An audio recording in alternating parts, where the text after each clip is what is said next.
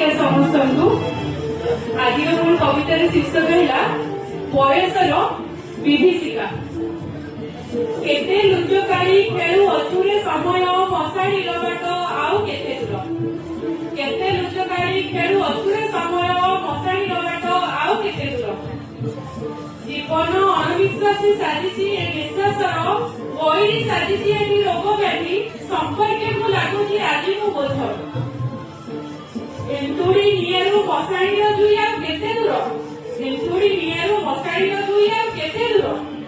जगी बसी दिन मनुष्य निज लोक भूली गले पछ कथा सब मो संघर्ष जीवन खटी खटी निज को कली रोगाग्रस्त।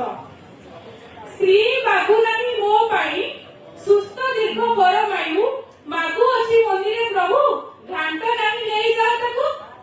पुओ पाई थिला दिने एई गोड़ गोटी चक थिली ता पाई खेलना आज अकर्मा गोड़ देखि कहूची चाली जीवाटा भल देखि पारुनी तुम जंत्रणा।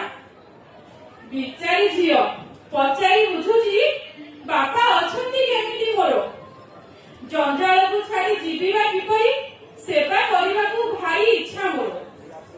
नाती नातुणी को घोड़ा जेजेटार जाईती अंटाटा भांगी देखी अबा किपा आसीबे दौड़ी देव छंदी आदि तोड़ी। बाछी आनिथिली बहु सुना देखी गहम परिका देह देखी मते आज नाक टेकुछि कहूची करि पारिबिनी दुह मुत। खाए जीवन एते काई साजुजु दाऊ विश्वास टिकी को नेउ नाहु काहू निश्वास टिकी को नेउ नाहु काहू। जय जगन्नाथ।